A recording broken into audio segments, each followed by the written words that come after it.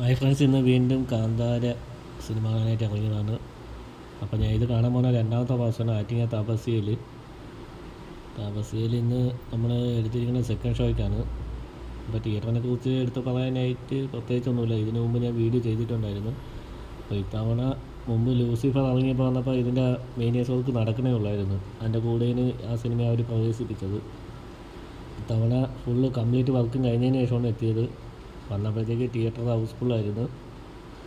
നമ്മൾ ടിക്കറ്റ് എടുത്തത് എക്സിക്യൂട്ടീവ് 130 സീറ്റായിരുന്നു. എക്സിക്യൂട്ടീവ് 2 കാറ്റഗറി വേണമുണ്ട്. ഒന്ന് റീക്ലൈനർ 350.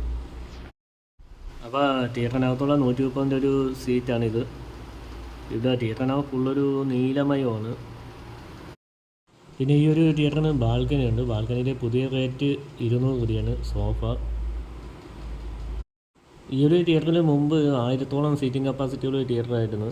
ഇവർ റെനോവേഷൻ്റെ ഭാഗമായിട്ട് ഏകദേശം ഒരു 300 സീറ്റോളം അടുപ്പിച്ച് ഒഴിവാക്കിയിട്ടുണ്ട്. ഇപ്പം അത്യാവശ്യം സീറ്റുകൾ തമ്മിൽ നല്ലൊരു സ്പേസ് ഉണ്ട്. പിന്നെ ഈ ഒരു മിഡിൽ സീറ്റ് ഇരുന്നിട്ട് ഒരു തിയേറ്ററിൻ്റെ സ്ക്രീനിലോട്ട് നോക്കുമ്പോൾ ഒരു വ്യൂ ആണ് നിങ്ങളിപ്പോൾ കാണുന്നത്. അത്യാവശ്യം വലിയൊരു സ്ക്രീനാണ് ഈ ഒരു തിയേറ്റർ ഇപ്പോൾ പ്രൊവൈഡ് ചെയ്യുന്നത്.